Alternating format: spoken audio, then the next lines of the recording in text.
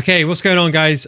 We probably got the biggest pitch notes ever on the EAFC deep dive, probably the longest I've ever seen. I'm going to summarize this as best I can, but I'm actually going to go through all of this. Now, I'm going to refer to examples that I've used. Now, although I can't talk about the FC25 beta because we're not allowed to, I'm going to refer back to when I played the game earlier. I was one of the few people that were very thankful from EA for giving me the chance to play the game early, before even the beta came out, so I can explain to you on how I felt, how things reacted, and how it worked back then.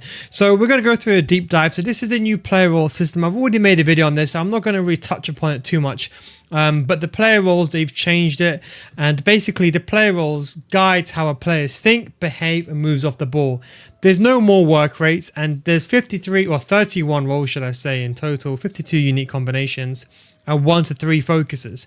So the way you could think about it is each role, so like these are a list of every single role inside the game, and then you have the focuses like defender, build up, and what I'm going to do is, whenever we need to, I'm going to refer back to a tactical board, then I'll show you interactively when and where. Now, normally, I would go over this whole clip, but I'm going to try to skim through this as much as possible without going over it a bit OTT. But I'll make sure I go through all the detail and maybe listen to this more like a podcast type of vibe as opposed to a video that you can view, but we would go through both. So let's first of all go into it. So these are the player roles, as I mentioned to you. I've already spoke about this. I'm not going to go this now. The centre forward, left wing back, and right wing back positions have left the game. Okay. Then you have work rates. Okay. So work rates have also left the game, and this is now replaced by the player roles, and so has player instructions. So think about the role as like the modern day instruction. Okay. So for example, you're now making that player an advanced forward. So although they've got rid of instructions, people are always getting this confused, right? Think of the new role system, although I shouldn't be saying this, think of it like instructions for the player. And then the focus is, okay, do you want them to focus on, okay, so there might be a target forward, but do you want them to be wide player? Do you want them to be complete? And as you can see, you're going to see a heat map. In fact, if you're part of the Patreon series, you already have an in-depth explanation on how each role works, what each role does. Link is down below in my Patreon series if you want to see more information and stay ahead of the game as you're the FIFA FC25 preschool that we've already started. Links down below for that. But look, the goal is to emphasize squad building rather than player positions. You want to think players like to think like managers, balancing their team and choosing a tactical system. So you can create a tactical system that you want, or you can find another one. For example, I could have a code. I could give you the code, and you can use that tactical system. Now, this is what's important. We want FC players to think about how they can create cohesive tactics by using the individual player specialties, which is role familiarity of role plus, without sacrificing the team cohesiveness. Think of this like a manager taking over a new team. It may take might take multiple transfer winners to get their squad set up the right way they envision it. But meanwhile, they can have some versatile players deployed in roles that will serve the team better. So the way I like to think about this is, it's going to take some time for you to get used to it. I'll be here though. I will guide you through the tactics. I'll have the tactics videos coming out. And that's why, although there will be codes out there, you have to understand how these codes work. Now, this is what's important here. It is okay and even expected to use players in a base role if that better fits your tactic. So you can still use, so let's say, for example, I want to put Vinicius Jr. in a striker. Now, he will not get that role familiarity. For role familiarity, you have, for example, the role plus, role plus, and then you have basically the basic role, which means they're competent, and then you have someone that's out of position. So technically speaking, you can play Vinicius Jr. in a role of a striker. He won't be a striker. So if you're making a team in your squad build and you're like, you know what? I'm in trouble because I want to put Ronaldo, Vinicius Jr. as striker. Would I actually sacrifice the person itself? Well, no. It says it's expected to use players. At a minimum level, you'll need good players to match the preferred position. The familiarity system is designed to empower good tactical decisions, but does not dictate them. So if you put Vinicius Jr. in striker, he's not literally going to be out of position the entire game. He's not going to be physically playing as a right wing when he's a central striker, he's still going to play that role. But maybe that unique run that you want to see, let's say, for example, a poacher, and everyone was laughing at me when I made that video on a poacher saying, Neil, do you not know what a poacher does? Yes, I know what a poacher does in real life. But in FC, a poacher has that kind of get in behind ability. So when they're making that run in behind, maybe if you have the role plus, they would make that run even better. So like maybe that unique run that they might do, if there's a gap between two defenders, that player will then run through into that gap. There's a higher chance of them doing it with a role plus. That's the way that I would like to describe it. We do not want to force coaches to use every play in role plus or role plus. There needs to be a balance between tactics and individual performance. At the end of the day, it's all about gameplay. Remember, I've told you on my Patreon for years, I've coached now tens of thousands of people. People that have reached elite division have listened through my system and they focused on their gameplay. Tactics is one thing. It's 20%, but it's 60-70% your gameplay, to be honest. Yes, if you put the best player in the world, like let's say an Anders or whoever, and you gave them the worst tactics ever, they're still going to win the game. But in contrast, if I give you the best tactics ever, it's not going to make you play any better. But if you don't know what you're doing, you have your centre backs running out of defence, but you put your centre backs on stay back, yes, it'll make a difference. So tactics really only make a difference, I would say, on the middle to higher level. But I would say that's only a marginal thing. It's all about gameplay. So triggering a player locked is more important than you think. You can see the roles are broken down. The 52 different player roles allows you to choose off the ball behavior of your players based on authentic roles. This is going to be time to me, but the off the ball behavior impacts players where they're attacking or where they're defending. That's what I mean by they've replaced work rate. So work rates no longer exist because their mentality per se is affected by their role. So maybe you could argue someone with a role plus, let's say they're an advanced winger, yeah? So advanced wing back's going to be running up and down the pitch the entire game. Think about someone like that, or let's just say, for example, maybe not I was trying to think of, like, let's say Danny Alves, even though he's more attacking, but let's say he's running back and forth. If they're the role plus, maybe he will get back quicker, for example, or maybe he will go forward better.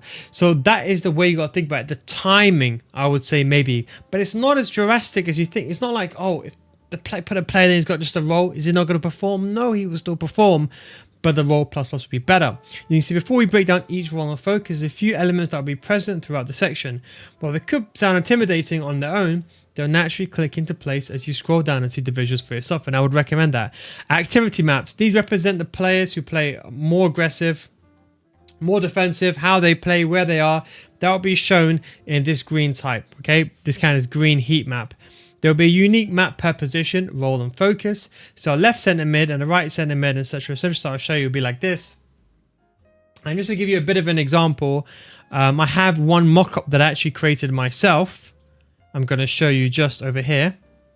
It's something that I actually created, Neil Guys exclusive. I just put this one over here. So it'll be something like this. So let's say, for example, you have a right wing. I made this myself, the green heat map, not the exact right wing, but let's add it inside forward. That would be the heat map of kind of an inside forward. You have the darker areas represent where they'll be predominantly at, and the lighter areas, maybe the areas they kind of come back to or touch upon or drift into those areas. But it'll be something like that. Okay, so now quick have a sip of water. And I know typically speaking, when I record these videos, I'm normally tired doing them on servers, but I try my best to be as active and entertaining as I can. Of course, going through the information. Okay, so now it's important to note that each role is distinctive and has positive impacts and drawbacks.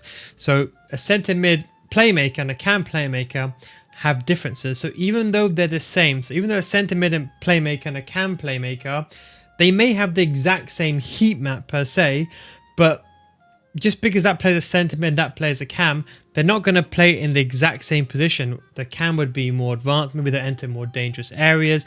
Maybe they won't be coming back as much. Whereas if we compare that to a regular centre mid, maybe they'll be a bit more reserved, but they won't even go forward as much as the cam. So they are different. So even though the names are the same, they will be different. So if you see, for example, a right mid being an inside forward and a right winger being inside forward, you'll have those differences. Again, on the Patreon series, I show a heat map and I show the exact comparison of how those players work and the difference. Do you want to stay ahead of the game? Patreon.com/no guides. Before we break down each role, we've actually kind of gone through that, but anyway, the activity map representing the players, I said, the characteristics, 4 points illustrate 2 positive aspects and 1 neutral aspect. Now, this... Okay, I would just say in general, I would focus on this section, okay? And I would ignore this section because this is more suggestions, okay? Even though maybe I shouldn't be saying this, but this is more of a suggestion. Approach is too narrow, okay? Defense easily to be overloaded. Limited playing space. I mean, a lot of this is quite common sense. Maybe for us veteran players, or if you're new to the game, maybe you won't know that if you're new to playing football or watching football or soccer in the US. But to us who are veterans or someone like myself, we will notice. And you can see patient build up. Does that mean your team is going to patiently build up? No. Plenty left in the tank. Okay, maybe because players won't be running up and down as much. But this is not going to be the do-all and end-all. So I would just say in those kind of perspectives, just kind of ignore that. So whenever you see that, in my opinion, just personally ignore it. But that's how the tactical menu will look.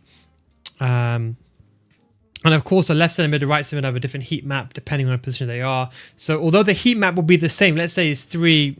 Let's say players in the middle, and you have 1 green there, 1 green in front. It will be the same on the left hand side, but just shifted to the left hand side. But the players, of course, positioning will be completely different. They're not going to be playing the central role the same. So each unique position, each role has that ability as well. Now you can see, now I've done this all on the Patreon already. So all of this is already on the Patreon. But, so I'm not going to go through this too much, but you can see here, look, then you have the attacking, passing option first. Now these are the characteristics they're talking about. As I said, I wouldn't pay too much attention for that. You know, you can see complete, maybe they won't have that movement, but they're still going to move. You can still trigger them yourself using L1 triggers. So I would say, like in Pirates of the Caribbean, it's more like guidelines, you know, like the Pirates go, think of this more like guidelines, okay? This is not the end or rules and regulations. These are more like guidelines, something that you should just take into account of something that you may feel inside the game or suffer or gain a positive. So these are all the ones. I'm not going to read over them too much because I've been through them so many times, and you can read this for yourself, to be honest, as you may want to see this in your own time. But a lot of them is quite you got Shadow Striker, for example, and you can see, for example, they lack the defensive support because with a Shadow Striker, they're going to be on stay forward. They're not going to be coming back as much. Half winger, which is my favorite one, by the way, is where they can basically make a center mid like Bellingham. If you want to make a half winger, your players are left mid or a right mid. And I think that works very, very well. But these are all of them. So we're just going to skip through this. And you've only got the attacking fullbacks and stuff like that. And you've got the left back and right back. My favorite, which is the false backs. Perfect. Now, I'm going to scroll down here. Now we're going to go, then you have the goalkeeper, super keeper, stuff like that. Okay, now we're going to go for with and without the ball. Now, there's 2 sets, okay? So think of it, when you create this is the best I can describe this, okay? Now, when you're setting up a tactic, right? So when you're setting up this tactic over here, right? You're going to have 2 influences, with the ball and without the ball, okay? Now, when you're choosing your formation, you see this formation you're choosing here, right?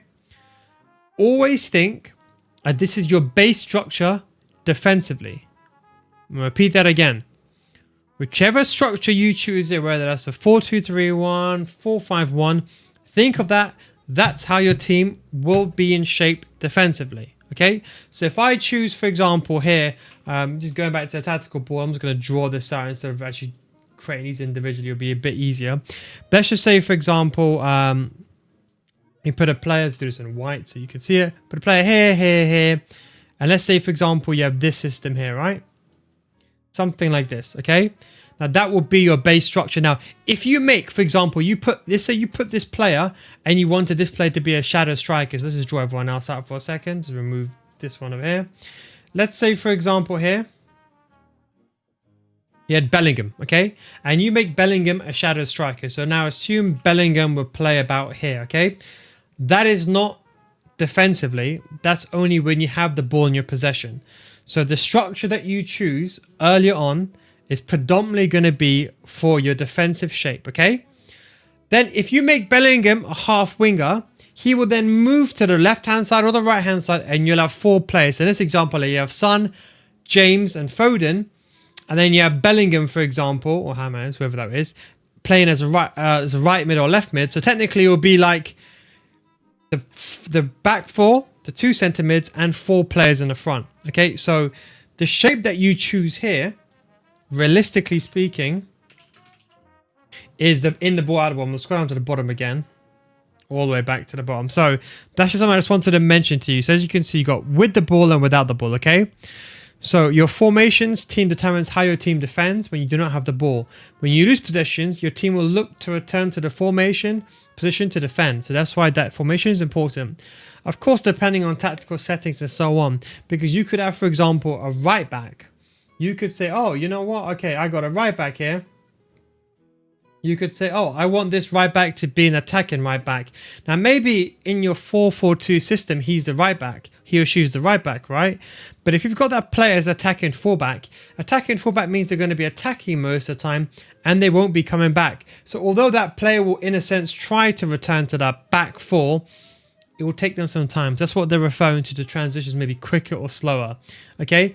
Keep in mind that roles do not affect without the ball, but they have a significant impact when defending, okay? While you cannot choose a different formation for when you have the ball. Now, this is one thing that I wish I had inside the game. I wish you could choose a formation out of possession and in possession.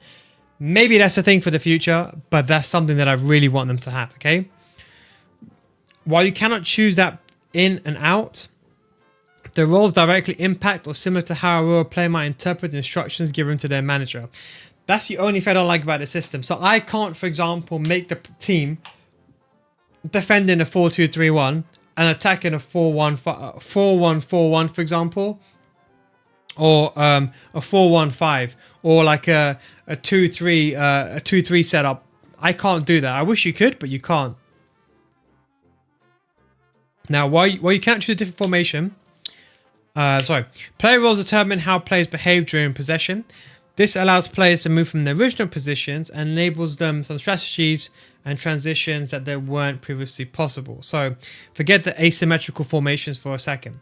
When they're referring to asymmetrical positions, because, for example, we used the example with Bellingham. So let's say, for example, Bellingham, we just go to half winger, right? So when Bellingham is a half winger, okay, that means that typically speaking, when we have a cam inside the game, so ignore everything about instructions and FC and previously. So Bellingham is a cam inside FC, right? This year, you can make him a half winger, which means that in possession, when you're attacking, he will literally play as a right mid. Now, this is where things get confusing because technically speaking, let's say, for example, you got a 4-3-3, for example, like this.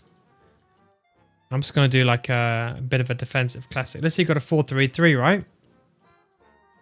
And let's say you got Bellingham here, right? I know we got an extra player, but let's ignore it for a second. Now, Bellingham could be this player over here. Bellingham could be this player right over here, okay? That could be Bellingham. So ignore this for a second. So imagine this is Bellingham. So defensively, this is how the team will look. But in possession, he could play as a half winger, so he would be over there. So instead of him being in his typical position over here, he's now moved to there.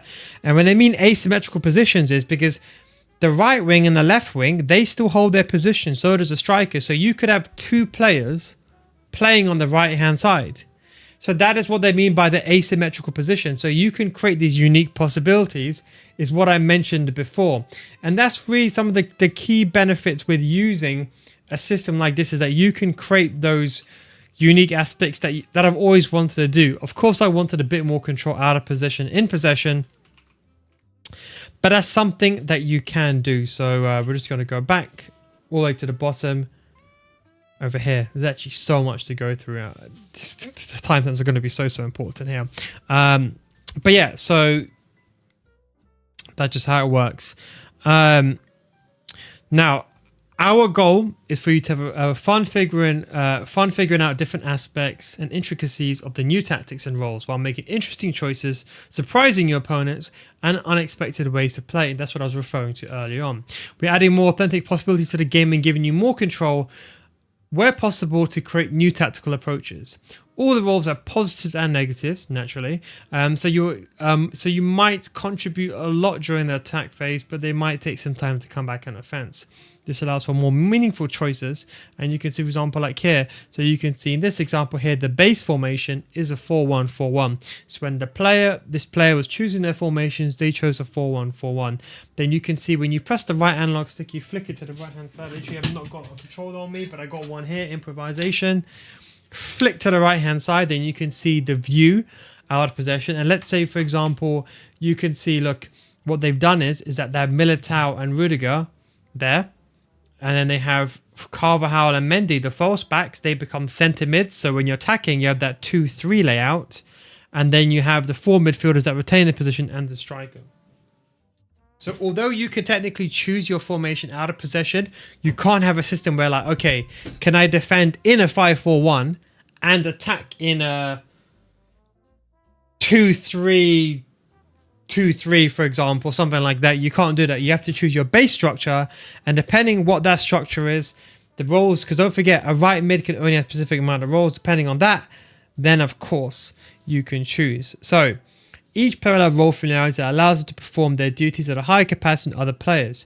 A majority of familiar roles are assigned with help of the proprietary AI model that uses real-life data. While the roles are determined per position, familiarity is connected to specific players and acts, okay? Familiarity is position-based, meaning if a player that has a position as one of the preferred roles, they can play any role in that position. The logic applies to any position a player might have. So basically, Mbappe could have, for example, multiple roles. He could be role plus plus and advanced role plus plus. So you can, if you want him to play in a role plus, he'll have that role plus ability. So let's say you want him to play in the false 9, he can play that false 9 plus ability. He can also play the advanced forward plus plus role. And as the iteration goes on, there'll be more different variations. Maybe there'll be a player that has false 9 plus plus, poacher plus plus, and advanced forward plus plus and team of the year level. So they have the ability to play all those roles, and they can play multiple roles as well. That'll be depending on the player. And there are 4 levels. We've already gone through this: role plus, and now the position. Now, this is, if not the most important thing, this section now, role differences.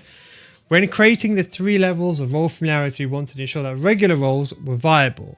Keyword here is viable, okay?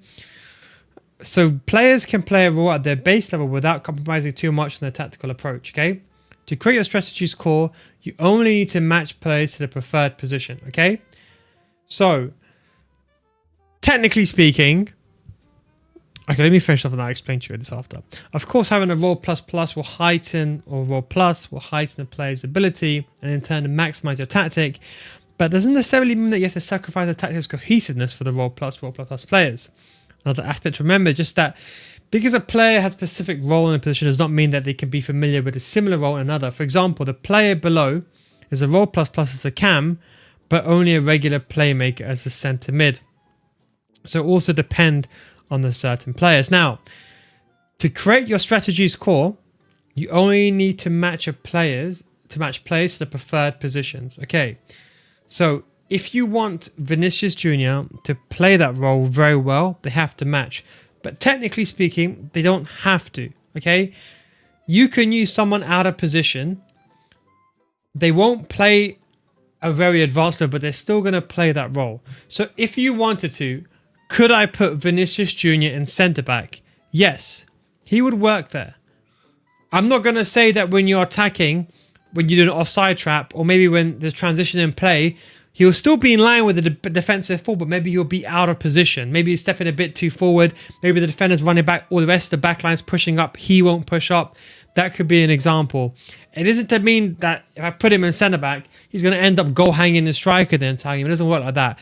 But what I would say is try to have the role as a base and only use out of position, worst case scenario. Now, to be honest, if I had Mbappe in my team, I don't care. The guy can play in right wing out of position. It's not important. It's the player yourself, L1 triggers. This is why I've always said to you. Remember, I've always told you, Doesn't matter. Even in FC school, always told you the fundamentals will be there forever. Doesn't matter what they change inside the game, the fundamentals are the most important thing. Now, we're going to move forward now. Role familiarity affects the following aspects of gameplay. Now, I'll take another drink of the water as we're 25 minutes in. Okay. Okay, and one thing I actually want to mention while we're actually at this point. Actually, no, I'll mention it after. Attack versus defense tactical intelligence. The better the player's familiarity, the better the player will understand their role, responsibilities in terms of attack versus defense. Okay, examples of this aspect with the poacher with an attack focus. So let's say we chose a poacher with attack focus. Okay, a poacher plus will focus solely on attacking. A poacher plus will put most of their effort into attack. A base poacher will attempt to attack, but sometimes not put all the effort into it. An out of position poacher may lack or slack on their attacking duties, okay? The way I look at this is, the player's going to be in position. As in, maybe they're not going to make those runs, but a poacher, so let's say for example, if we go up, we're going to go up here to the poacher, right? Let's go back to the poacher. Let's go up to the poacher. So we are the poacher attack, right? So the poacher attack, as you can see, they have attacking runs. They support centrally, or that's the characteristics, right? They get in behind, should I say. They stay forward and they're slow to come back. Okay? So remember that. Now, a role plus, maybe they will make those getting behind runs a bit better. That's the main benefit you're playing for the AI. They would put most of their runs but they'll make runs, but maybe not the most effective runs. A base, they'll attempt to make an attack, but maybe when there's a gap that you want them to go into, maybe that role plus will do it, but the base player won't. An out of play position may just act like a striker. They won't make those runs, and they will solely rely on you to use the L1 button. And that is why I've always told you it's all about the basics. This is why I've tried to prepare all of you. If you've been listening for years, to prepare you, it's all about the basics. So even if the role plus, let's just say, as an example, hypothetically speaking, was this amazing feature that only one player had, just do the runs yourself. Use the player lock, use L1 triggers, do all those aspects yourself.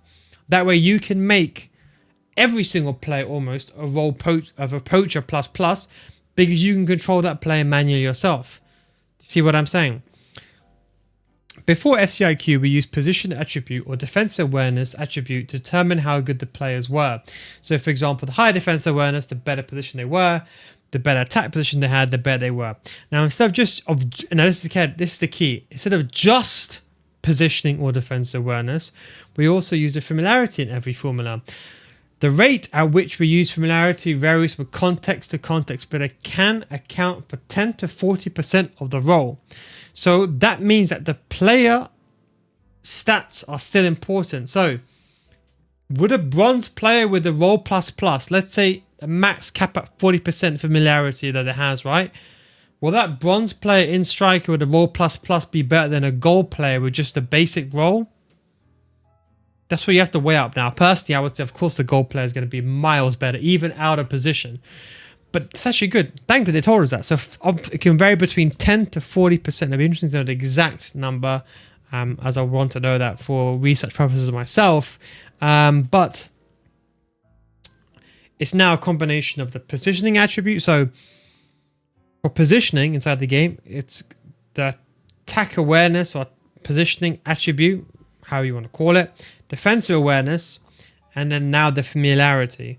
So I'm presuming 40% is the role, and then 60% is the stats. Unless there's some other variable that we're not aware of, but I don't think there is. But they haven't made that clear, so who knows? I'm making an assumption here. Players have more options and improved behaviors the higher level of familiarity they possess in a role. So attacking players, as you can see, the best types of run, selecting the best spots to make a run, selecting the best spot to position themselves, better support range, timing of attack runs, better notion for space and runs. Now, if you're asking me, when the game comes out, I would say if you have a 2-striker setup, which is probably going to be the most reliable system, when you have a 2-striker setup, I'd recommend one of the strikers, in particular a player that I would say maybe it's off the ball all the time. So let's say we had 2 strikers here. 1 second. That is not what I wanted to do. Let's say we had 2 strikers here, hypothetically speaking, okay? Now, what I would say is, with 2 strikers, if someone here, one of them has the role ++, that will be the player that will be in position. But that wouldn't necessarily be the player that you'll be controlling. Let AI control the player. So let's say you got the ball in a 4-1-2-1-2 system, and you got the ball, let's just say hypothetically speaking, with your cam. Okay? When I have the ball with my cam, I may pass the ball to my left striker, who maybe has just like, let's say that's an Mbappe. He can't play striker, but I play him out of position. I have Mbappe there, and then the role ++ player, let's just say, for example, it's Haaland. He will be that player making that amazing runs it behind. So that is the way that I'd probably recommend a sort of a setup if I had to make my prediction. That doesn't mean that players are not going to be like, I'm still going to put Mbappe in striker. But I said to you, like, let's say, for example, you're using, and let's say in the contrast, we'll use like a realistic example. So let's go back to the tactical board here, right? Let's just say, for example, okay, we have a right back, okay? So let's just say, for example, this right back here in possession is a false back, okay? So we're going to put that player as a false back, okay? Now, let's say, for example, so let's say the defending team, let's say they've got a back 3, okay? Let's just say something like this, okay? So those are the defensive players. The X represents the player in the defensive shape, but when the player has possession, they turn into all circles. Let's say this is your striker. Now, let's say this player is a role ++. With that ability, they will see their space there and they would make that run into that direction. Maybe even curve that run in between. If, for example, this defender, for example, over here is covering and this defender's like, oh, that player is out of position. Let me try to recover it. So let's say, for example, even more simpler. Let's just say, for example, I'm just going to take this all away 1 second. Let's just say even more simpler here. We're going to bring everyone back. Let's just say you have 2 strikers, right? And let's say, for example, one of them is occupying that position and one of them isn't, okay? And let's just say, for example, one of the players is held by your left wing or something like that, but this player's got a role ++. Or say, sorry, let's switch it around. This player here has a role ++, and this player has got normal left wing. Let's say the right back is marking that player. This player will be smart enough to make, so let's say they're here and they're running. They will make that run into the space in between those 2 players. So that is what I'll attribute to types of best spots of runs. Again, a lot of this can be done using the L1 button. But I think timing of the runs is the most important thing that you can't really emulate. That's why the prediction would be you would have a mix of players in the spine of your team in key areas. So places like your CDM, your cam, one of your strikers, and both your centre backs. It would be in your best interest to have players there that have got the role plus and the role ++ types. The players that are maybe not the most important positions, or maybe you can get away with them being out of position. For example, I wouldn't say the 4 backs, maybe the 4 backs is the halfway point, but the left centre mid, the right centre mid, the left wing, the right wing, maybe in a 2-striker formation, maybe one of the strikers can be someone that's out of position.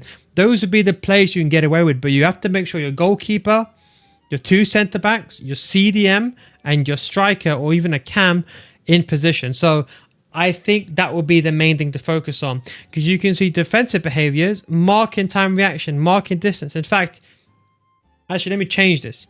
Your entire back line of 4 and your center back should all have the role ++, or at least the role plus. They should never be out of position unless you're a top tier player, okay?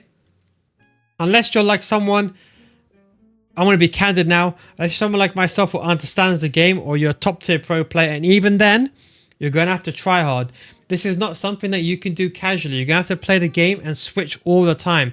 I still use 4 backs as centre back, even now that they've been nerfed, because I know the ability and the benefits of having a player who's got pace and agility and balance. I'm going to put fullbacks in my centre-back ball-playing roles when the game comes out.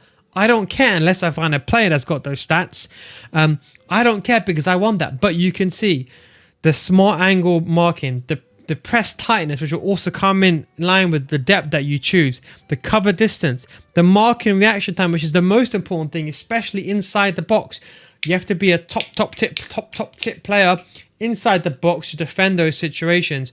Run tracking, covering position, the most important thing defensively. So that is why I would say the key areas in your team, again, the goalkeeper, the back four, the CDM should at the very least be all role players in position, at least a base role, okay? Now, this is the important one. Would I rather have a bronze player who's got a role plus as opposed to a gold player that just has a base role? No, of course not. So you have to, of course, make that player. When the game comes out, I'll give you some play examples. But most time you're going to be using a centre-back in a centre-back position. In my opinion, I would try, like, let's say you have two players, okay? Someone with a role plus, someone with a role, okay? Now, let's say, in fact, let me try to draw this down. This is what would be my assumption, okay? And this is what I'm going to do regardless of what anyone says. I don't care. But I can probably assure you this would be the correct system, okay? Unless I'm wrong. But very, very rarely am I wrong. Hopefully, not this time. But what I would say is, let's say I had a player with a role plus. Let's say this as an example, they're one of the centre-backs. Sport plus, yeah? And let's say you got another centre-back here, but they got, for example, 85 sprint speed, okay? Now, let's say this player had, for example, 55 sprint speed.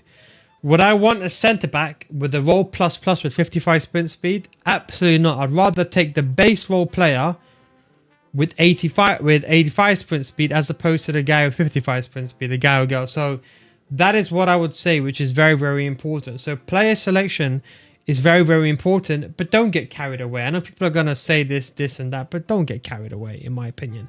Be smart. But that's why I would say at least be in position. If you're a top tier player, you can consider using, for example, a winger at left back and right back, but again, you have to cover that. The transition is also important, so that's what I was talking about. There's no work rates, but think about the role plus as high work rates, maybe the role plus as like high medium or something like that. And then the base is like medium, and if you're not in familiarity, they're like low. If I had to give that example, that's where it would be. So like counting is like this, like high, so transition quicker to defense, stuff like that. Maybe not the best wording per choice, but trying to make it similar as possible. A lot of people are also getting confused in that. They're saying, no, does the role plus mean that he's going to run back in position in time? Don't think of it that way. Now, this is very important again. Out of position. What happens when a player is out of position? Now, with every role, while every level of the role should be viable, the same cannot be said for players out of position. A player out of position is considered out of position. They are assigned to a position that is not among their preferred ones. Again, not among their preferred ones. In terms of roles, you'll see the yellow exclamation mark as indicated there, meaning that role and focus assigned to a player is simplified. What does simplified mean? Our intent with the out of position signifier is to understand that the player's natural abilities will clash with what you're asking them to do inside a match, and that these situations should be avoided to get the most out of your team and tactic. Come back to this. Out of position players will still be able to play that position, but at a much lower quality than someone who's designed to be there. This allows you to still use these players, but may not fit the ideal tactic you're trying to create. So you can still use them, but they won't have that tactic you're trying to create. Keep in mind that positional requirements are strict, meaning a left wing cannot play as a right wing unless they have that position. For example, Vinny, even though he's a left winger inside the game, you can see that that's dictated by his name actually. You can see that his name on the right hand side. You can see Vinny, left wing, striker, left mid, okay? Now, in this example, they're playing him in the center as a cam. So you cannot play him as a right wing. If Vinicius Jr. had, for example, right wing, striker, and right mid, he cannot play left mid. Let's say he's got left wing, striker, and left mid. Sorry, let's say he's got left mid and striker. Let's ignore the left mid for a second. Sorry, let me simplify that. Left wing and striker, he cannot play left mid in position. So although previously speaking, in the old games, like, you know, if you had a player and they were a right wing, you put them in the right wing position, they'll get 9 chemistry or 7 chemistry, stuff like that. That doesn't exist anymore. So they have to be in that position, which is what drops the requirements, okay? Even if a player in a similar role in like a left mid winger might still be out of position as a left wing winger if they do not have that position stated, as I mentioned. Now, again, we're going to go back to this. Where is that key line? Roles are simplified. What does this mean? I wish I know. Try to find out, and I'll get back to you as soon as I can, and I'll reach out to the devs. But what does simplified mean? But we do know that there's a signifier. We do know that the natural ability will clash. Now, natural ability, are they referring now to that? So does the attack positioning and defense positioning get affected if someone is out of position? I have to ask that question to the devs. But let me write that down actually. Attack position, defense position, if someone affected. And then what I'll do is I'll get back to you once I speak to devs if I get an answer in regards to that. But this is what's interesting, very, very interesting as well. We're going to scroll all the way up now. Let's search this instead. Instead of player, the positioning, defense, we also okay. The rate at which we use familiarity to verify, so it can from 10 to 40%. So that's 40%. So 60%, the leaning factor, still relies on the player stats. So that is why I would make the assumption that the player stats will still trump. Now, people are not going to do whatever they want, but I still will think that the player positions will probably be one of the most. Sorry, the player's stats would still be the most important aspect inside the game. But key spinal areas, as I said, AI movement would be important. So let's say if I could only choose 4 players to have. Okay, let's say I could choose 5 players. Let's say half the team. Okay, let's exclude the goalkeeper for a second. Okay, I would choose the backline 4. Because you could always trigger a run of a striker to imitate that player. You could use player lock. You could use creative run. But you can't imitate a centre-back to go into that position and defend there. I can't, when I'm out of possession, I can't flick my right analog stick saying, hey, defender, go make that run there and mark it. I can't do that. So that is why I would say choosing which roles are important and prioritize them when the game starts is probably the most important thing. But the simplified thing means that you can still play them out of position.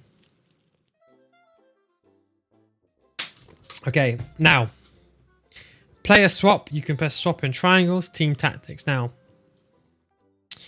unfortunately, so now you can choose a tactic. You'll have a formation. A build-up slide is counter, short passing. I'm just going to see if this has been changed since I played the alpha, whatever the game was. Short passing, balanced, counter.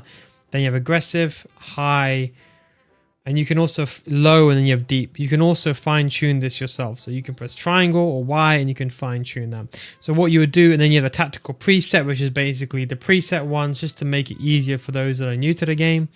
So, for example, if I want to choose a tactic, first thing I've got to do is, okay, go down, choose a formation. That would be my defensive formation.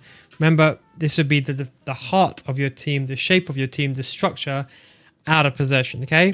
Then I got to choose my build-up style, which that will show my when I have the ball. The defensive style when I'm out of possession. Simple as that, okay? Formation, as I said, you have in possession, out of possession. They removed a lot of the formations and then they've adjusted, okay? So now the 2 center forwards were replaced by 2 cams, so you can't have that 3 strikers in the middle. The wing backs have gone. The formations are the same, no new ones from my understanding. Okay. One of our biggest goals for tactical settings. One of our biggest goals for tactical setting is to revamp the system, removing what didn't work well and enabling us to spread team settings in other areas. For example, roles that determine your team's width directly affect your chance creation and also inform what type of pressure players exert. So if a player is out of position and they're playing as a striker, or let's just say a centre mid, box to box, for example, they won't press as well because the familiarity also affects that player as well. So that's why although your depth might be 99, for example, if everyone's out of position, they're not going to be pressing as well as maybe a team on 70 depth, for example, with everyone in position, as an example. They affect your width, your team's width. Now, unfortunately, you can't adjust your team width. They removed hug the sidelines. I don't know why, because that should be still inside the game. But that's why I feel like in this sort of area, they've simplified tactics, which I hope in the future they make it more tuned. But I want to be able to tune my defensive width and my offensive width. Or at least maybe defensive width don't tune because people just play narrow, but defensive width, at least let me play wide if I want to. Whereas now, the only way you can make it wide, as per what they say, is that you can move, for example, the Bellingham as I said to you, the Bellingham example, you move him, for example, to let's say you got two cams here. Let's say you're playing that 4-3-2-1. You got two cams. You could basically now you can move them like so. So let's say that's your opponent's back line. You can move them so they can play as half wingers. So that would be the example of the so-called moving your width, team's width. We also create some new styles, combining a few existing ones with the new flair, defensive approach, and okay, so now they've put them together. So remove defensive width, they remove defensive width, chance creation, attacking width, pressure, players in the box, players in corners, and free kicks. Now, these have their own sections. They removed this. They removed pressure because now they've transformed it. So defensive style is kind of taken into account. Defensive width. Maybe you could argue the higher defensive width you have, the wider your team would be because that's what you need to press. And that will kind of go in line with pressure. Then that will kind of go in line with defensive depth as well, with how far your team will be, stuff like that. And then build-up play is basically taking up your attacking width and chance creation. And these have been approached. Now, they have 4 defensive approaches, okay? They have... Okay, sorry. I'll see about something else for a second. They combine line height. So the defensive approach combines line height, depth, pressure, and run tracking. So the higher it is, the more run tracking, the more pressure you'll apply, the higher up the pitch will be. Each defensive approach directly to your team's line height, which you can manually adjust between specific values. The higher the line, the higher team will sit up the field. And you can press triangle or Y on your controller, and you can fine tune this. This is the only option that you can fine tune, by the way. Now, as you can see, this is the most important ones. A safety first. With the defensive line dropping deeper to marked up position, the line height of 1 to 30 is referring to deep. Now, hang on. Let's assume this scale is 0 to 100. Okay, here, hang on. A safety first. With the defense line dropping deep. Okay, so you have line height values between 1 to 9. Okay, so I mean, that's the actual individual number that you change. Then the line height default is 25. So by default, it will be 25. Okay. So when I was reading this, I was thinking they were referring to how far off the pitch they were sitting, but no. So deep is going to be between 1 to 30. By default, it will be 25. And the line will drop with the runs and there's no pressure applied. So above 31 is then you can see the line is flexible to track runs. So with a deep, they're not going to track runs at all. If anything, there's going to be no pressure on the ball. They'll only track runs when the line will drop deeper, maybe defensively, maybe when the player runs, they'll make that. I wouldn't probably use deep. It's probably not the best way. I think balance would be the best approach because the line is flexible to track runs, so they're not going to fall all the way back to give your opponent space outside the box, which will be important, but they're able to track those runs. Then when you go to 61 to 90, you have high. It's a riskier approach to defending, applying situational pressure, adopting a high line that tends not to track opposition runs. Not to track opposition runs. So this would be a lot more manual work. As you can see, that the line rarely attracts run. So I would say between 31 and 60 is ideally what I'd recommend most people watching this. If you're a top tier elite player, I'd probably say high would be the one to go for, especially when apply pressure. But you can see there's minimal pressure applied. We're just referring, the most important thing is a line here. You can see the deeper is the more the safety defense. You're just dropping deeper. Sorry, I realize you can't even see this. Sorry, let me go back to this. So yeah, sorry, so like here, you can see the line height value is between 1 to 100. So line height value 1 to 30. The safety first approach, the defense line dropping near. This gives too much space, in my opinion, and the line will drop with the run, which I don't really like. There's no pressure. The 31 to 60, which is by default is 50 when you choose that option, I think it's the best one because your line is flexible to track runs. They don't apply pressure, so you won't get pushed out of position, but they won't drop so deep because that's limited by how they are. And the deeper you go into the territory of 30 and below. They have the higher line, which is a risky approach to defending. Line rarely tracks run is the only thing I'm worried about. I would say it's more of a higher level thing to do, depending how effective an OP pressing is. Then you have aggressive, which is the most front-focused defender, adopting a higher line, focusing on applying pressure immediately after losing possession and setting off side traps. So that's 91 and above. You set off side traps. Line height by default, when you choose setting, is going to be 95. These are defaults, as I mentioned. Line will never track runs. Line steps up. Pressure on heavy touch. I like this one. So I would say this would be predominantly if you're losing. This I wouldn't recommend, although I can imagine newer players be using this in the lower divisions, like Division 10 to like Division 7. This would be the best. I can imagine the best defensive option would be to technically be at 31, would be my assumption, because they don't drop so far deep when you give him the space outside the box. You still have the ability to track runs, and it says which runs to track. So presuming it will track some of the runs.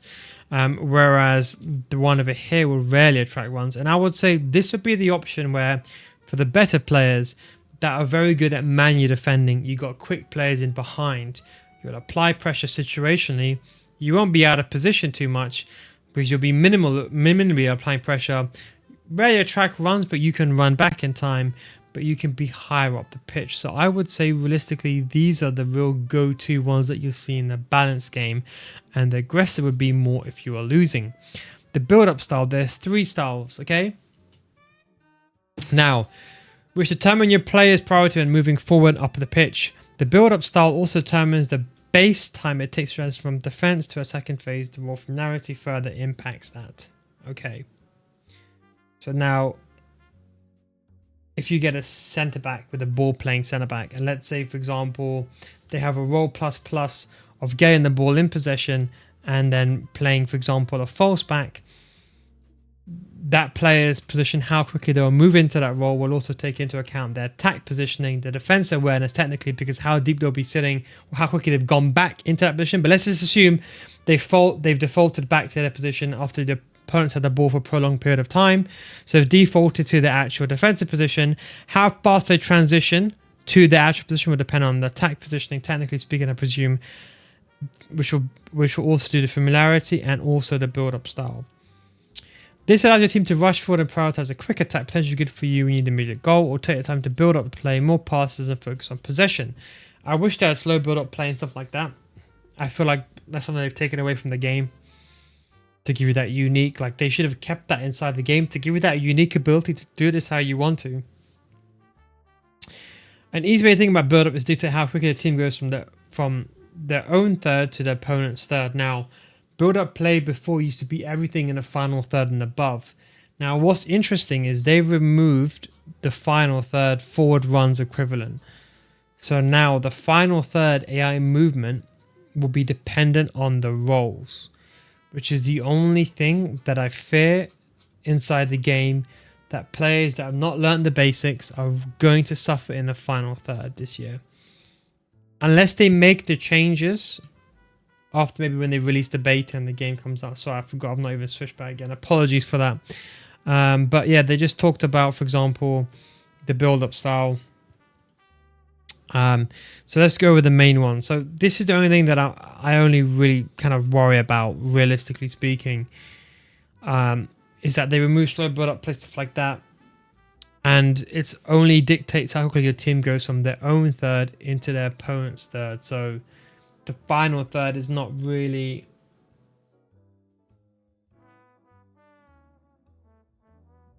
How are they defining final third actually? From your third to the... So let's just say there's... Okay, maybe it transitions across. I don't know. I actually don't know. I'll have to ask them. Write that down as well, actually. Now, short passing. Players will come short to support the ball carrier as opposed to making forward runs. This is a more cautious approach that allows teams to maintain defensive shape for longer during the transition. Players come short, i.e. R1 button. Transition time is patient. This would be mainly for playing... I would say this is for like slowing the game down, maintaining possession. I would say mainly. Players will vary between forward runs and coming short. The team position in their possession shape and be steady rather than sudden. This I think is the most important one because players will come short and go forward. So this is kind of slow build-up play anyway. This is kind of balanced. And then this approach to players to get it behind position defense as the team moves quickly from defense to attack, forward runs, and the time is quick. This is basically long ball, but fast build-up play. So the thing is, the way I look at it is, it's a slow build-up.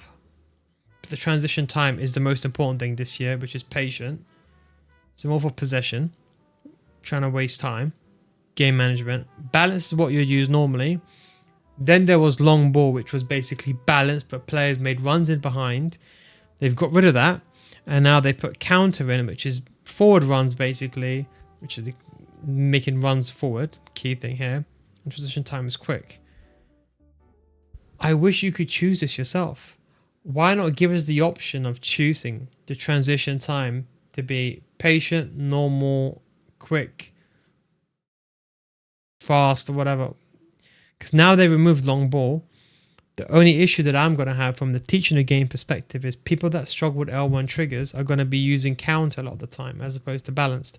So this is the year. If you watch my videos, if you're part of the Patreon series, you'll see the preschool series. Learn the player lock and learn this L1 trigger. So important. If you're part of the Patreon series from FIFA 19, I got a video 2 hours long, all about the L1 trigger, the most important button inside the game. Okay, tactical presets, basically you can save them. As you can see, you can just create different presets. Sorry, these are the base presets. So if you're new to the game, you have no idea what the hell's going on. You have like a 4-3-3, and then this is what you can see: balanced build-up play, defense approach balanced, and it's got these key roles.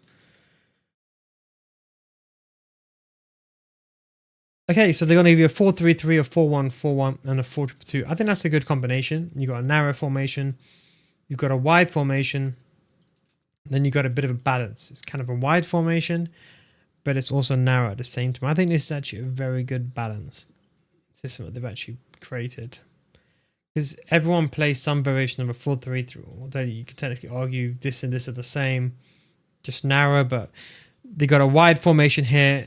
Sorry, a narrow formation here, a wide formation here, and a mix of both. I think this is very, very good for the new players. Changing anything on a preset will result in your preset changing to custom. An incompatible setting means it breaks out of the preset as done by a broken symbol. In most, there's no downside to custom presets for career mode, so remember to look at the in-game prompts. You will receive a warning which tries to save a tactic with an incompatible setting. Okay, fine. Now, as you can see this is the broken thing that they're referring to.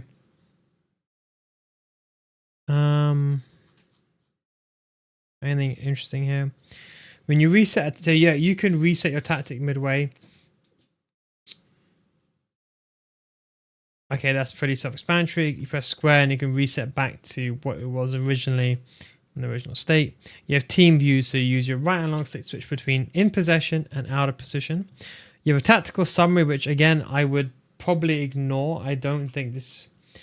When you look, I'm not saying you have to ignore it, but like just read them, but look at them as guidelines. Okay, they're just saying your approach is too narrow. But don't worry, that's just like, oh, just be careful, because that means that when you're attacking, you're going to be a bit too narrow. So maybe manually move players out wide. or inconsistent build-up. You've got players out of position, or limited playing space because you're playing a narrow formation. So these are just things just to keep in mind as guidelines. The summary breakdown is 6 aspects: attack, defense, width, endurance. I mean, I would just say, to be honest, don't worry about it too much, in my opinion. Custom tactics. So you can create a new tactic. So when you go into a game, the first thing you're going to see is this. Then you swipe left and right, and you'll have all the different tactics. You'll have 6 tactics in total.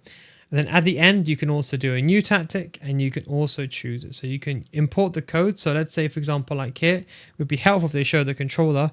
But here you can see I'm holding the lead, pressing left again, or whatever they're pressing. You have default, new tactic, and then you also have the create a code one. Use code. So you can enter the code, edit, activate. So let's say you want to pause the game.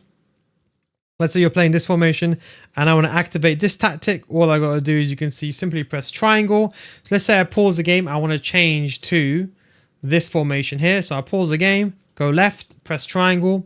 That means that tactic is activated. If I want to edit it, I just simply press X on PlayStation, or A if you are on Xbox.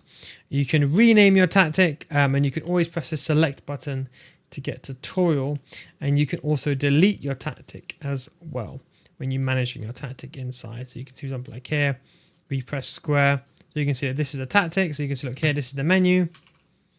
You swipe left and right to scroll through your tactics. Assignments here, this is where I said, you know, where they got rid of the corners, captain, and so on. It's now moved to assignment. So use the L1, R1, so you'll see your main squad. You can choose, that's how you normally would choose your players, move them around. Press R1, you got tactics. Then use your left and right on your D-pad to scroll through your tactics. You press triangle if you want to activate it. So let's say you want to change the formation, you do it like that. And then you can edit the tactic as well. I can't remember the call it, the 4321 merchant. But yes, then you can see the code. So you want to be like to your friend and be like, hey Adam, this is my code. Echo Uniform Charlie 4 India Zulu Oscar Kilo, or whatever. Send it to them. That's your very simple code, and it's very, very easy to copy. Case sensitive, so if it's capital E, make sure it's a capital E as well. And you can, of course, you can create tactics. There's now a code system.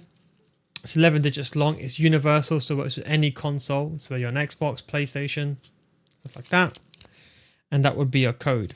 And you can see, for example, like here, you can give it to someone who plays kickoff, so on and so forth. And I presume it gets shared via the system. Does it stay offline? I'm presuming it connects online to retrieve the code, but if you're playing off, someone asked me this question. But maybe every time your game updates, it stores. I don't know. I'm presuming it's offline anyway. So someone asked me the question about that. So you can see use codes. I can enter the code like so.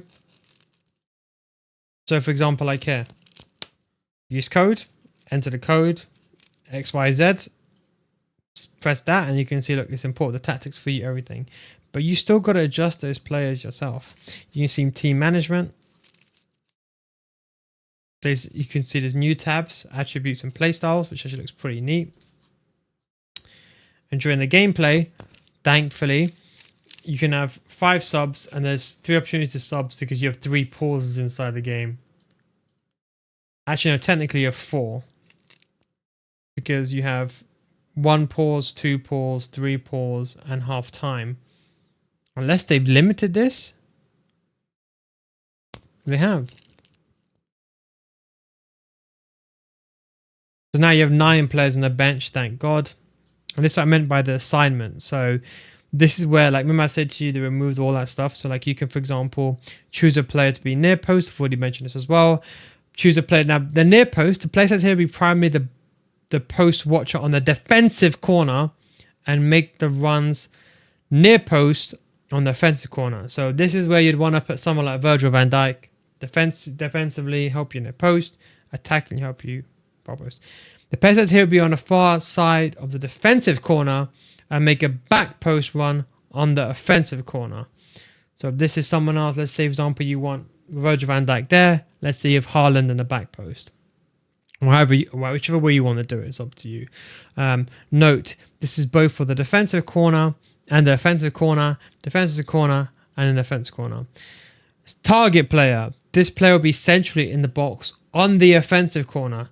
So if there's no defensive corner here. So bear this in mind. So if you decide to put, for example, your centre back, your two centre backs, and your CDM inside the box, you're going to get counted. Remember that. Or you're going to have players that shouldn't be there defensively. So remember that. So you can see like Virgil van Dijk near post, Canate back post. Smart tactics. Now, this is a feature that I love and hate at the same time. Well, not hate. Should be, what's the word for it? Frustrated that they removed some certain things that hug the sidelines. But look, they've done it. It's very, you press my tactics very, very easily. So when you press left on the D-pad, you'll have a list of all the tactics, and then you press any of them and you select your tactic.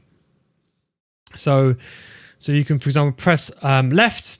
Then I can choose, for example, tactic 4, and these will be all tactics that you set up before when a game starts. Your active tactic will always be on the top, so you know which one it is. Then you'll see tactical change in process. You'll see a chalkboard that will show you everything as well.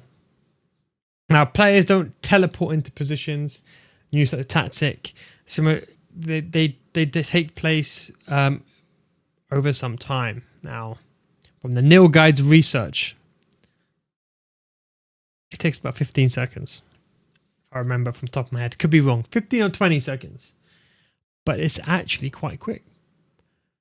But there's actually a quicker way you can do this. We'll reveal that later on. Maybe they'll patch it, who knows. Changes can happen quickly if the ball goes out of play, apart from that method there. To make a request, you can just basically, so let's say you change the wrong formation, you can just press it up again and you can change it again. Tactical focus, pressing right on the D-pad causes a tactical focus menu. This shows your current tactical focus, 3 options: defend, default, attack, and defending. Instead of your gameplay completely changing as we edge towards the end of this video now, I just realized something. The music stopped. Apologies. Let me start that in the background again. I was going to an hour long. So the complete change your tactical focus, modify your current tactic representing the formation roles you've selected. Thankfully, they brought this back. Now, what changes? Focus, build-up style, and defensive approach. Now, this is what I want to know. Before, because I don't know this part, so I'm reading this now.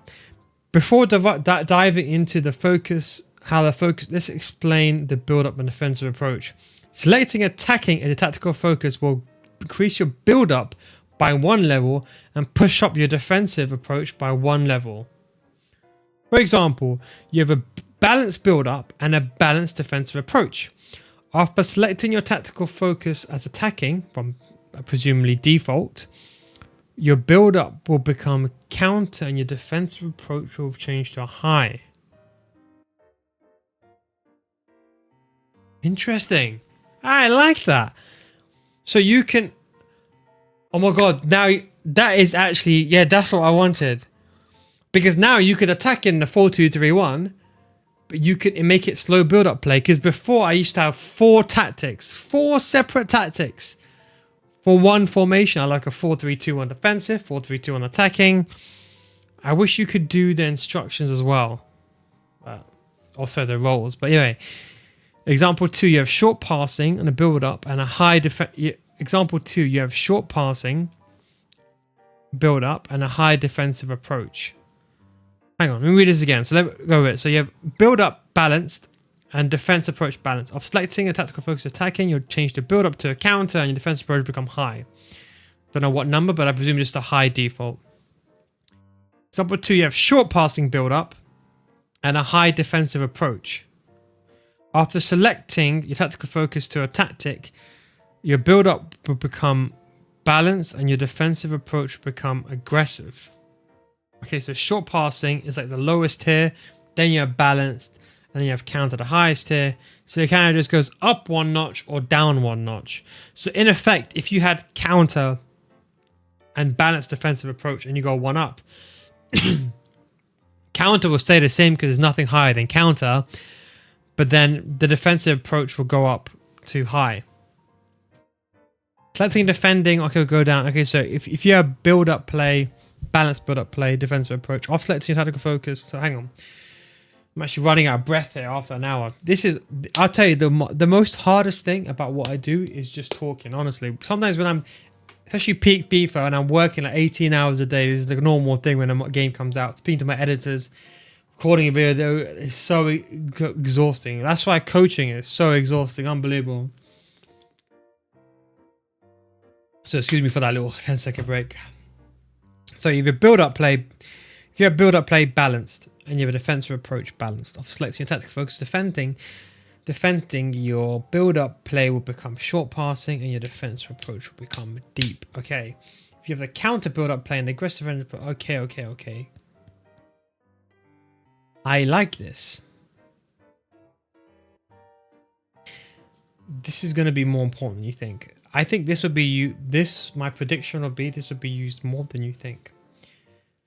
Because you can create 4 tactics, but I can have a 4-2-3-1 that I can change from slow build-up play to balanced.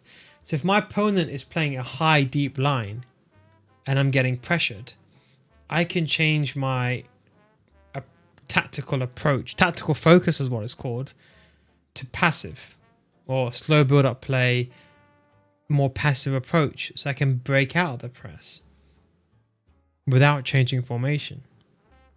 I like that. But it doesn't change the roles, but instead the focus. Okay. This is where I was hoping that you could fine tune it yourself somehow. So tactical focus does not change the roles, but instead changes the focus of every one of your players.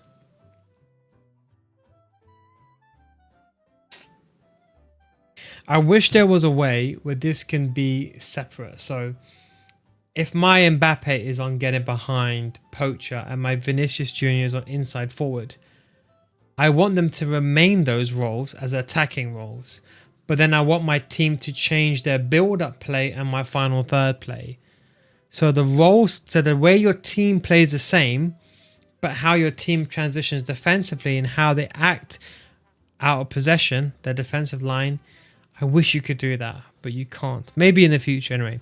Similar to how it impacts this, sorry. No, the tactical does not change the role, but change the focus of the roles. Similar to how it impacts the setting, selecting, attacking players, all your focus roles would be more offensive. And selecting defending, all be more defending. Okay.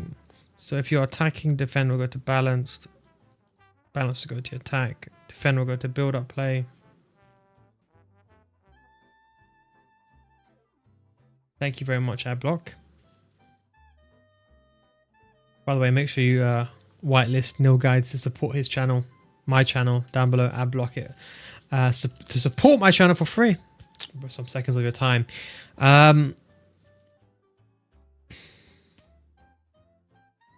Interesting. This roaming turning into attack.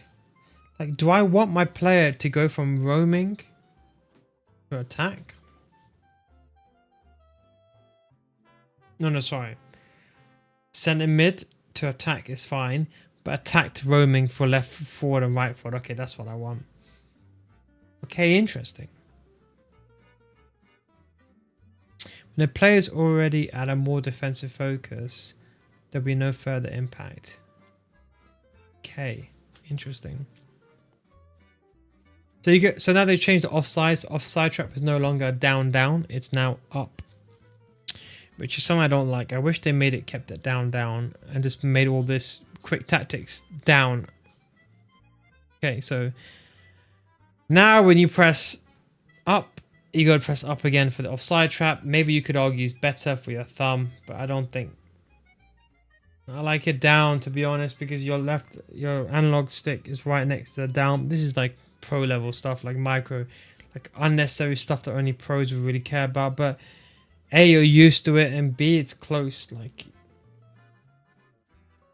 you're not going to use your thumb apart from that. Where I can see this being kind of an issue as well is like this one here. I don't, on the Xbox controller, I don't like it. Maybe you get the benefit on the Xbox controller here in terms of reaction time, but I just don't like it. Anyway, that's irrelevant on what I think, but they've changed it. So up is offside trap, left is team press, which remain the same. They've overloaded the set piece, which is a new one, and they have the get in the box. So get in the box and team press are turning options. However, overload is a new toggle whose number of players in the box during free kicks and corners. Get in.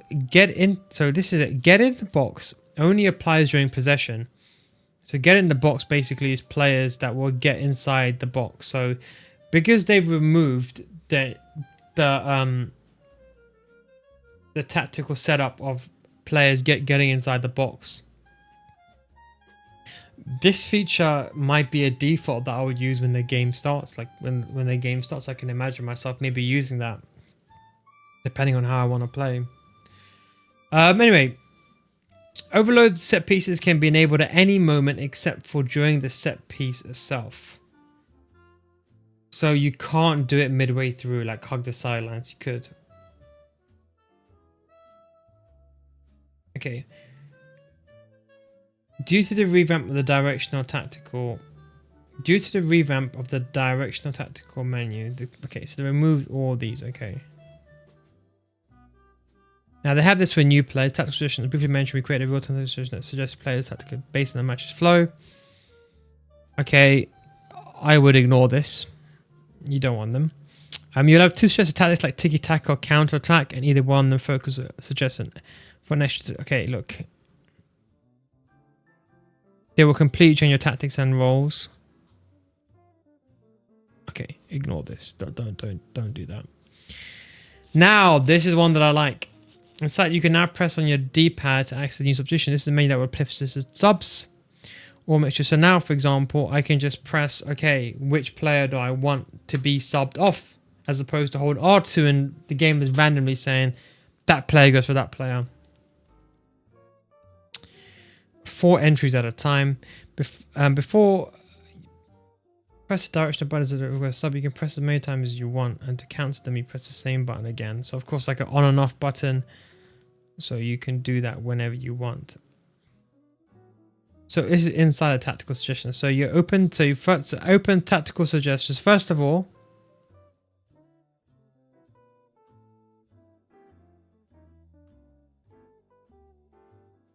okay, so you press down on your D-pad, and then you'll have this menu, and you can use your D-pad to change any of these tactical suggestions. You press down on the D-pad, you press down again, then you'll access the substitution menu. So it wouldn't just appear, for example, when it's like a set piece or a corner or anything like that. You don't normally in the corner suggestion thing during the transition. You could do this mid-game. So you can change it as many times as you want. So you make a mistake, you can correct it as long as the ball's not gone out of play. Before we go in the menu, you see the number of subs and the submenu remaining. So you can see here the substitution. So you can see we've got 3 out of 5 substitutions and 2 I believe is remaining. Running out of subs to make the menu inaccessible. Okay, good.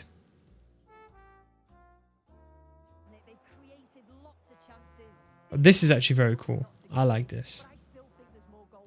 That's cool. You can disable this, by the way, in your settings.